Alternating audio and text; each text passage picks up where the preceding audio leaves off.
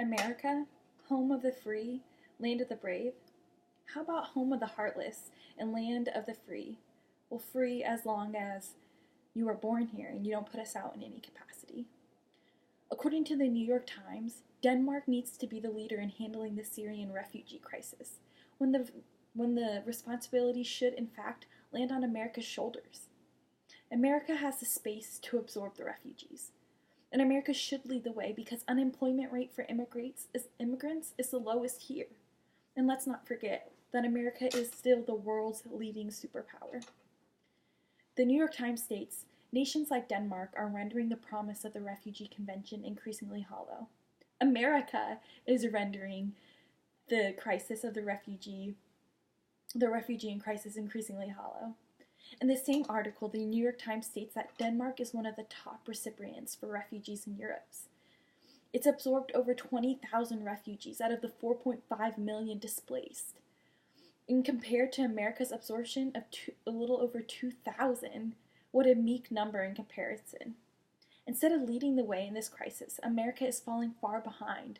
According to the Huffington Post, Germany is planning on absorbing 0.6% of their population. And that's equal to over 81 million refugees. Of course, this is over the next several years. But if America were just to match the expectation that Germany has set, and America were to absorb 0.6 of their population, we would absorb over 300 million refugees, nearly ending the crisis on our own over the next several years.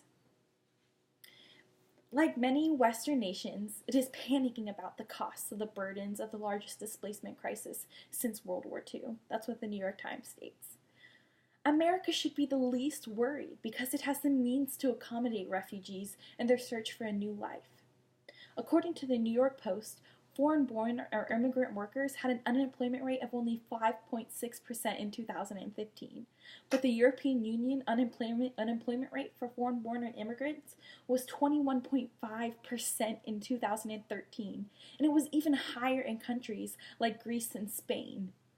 That means that America has nearly 16% less of an unemployment rate than the rest of the world.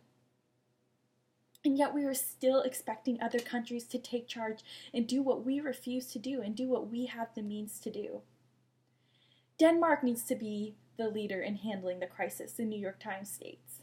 America needs to be the leader in handling the refugee Syrian crisis.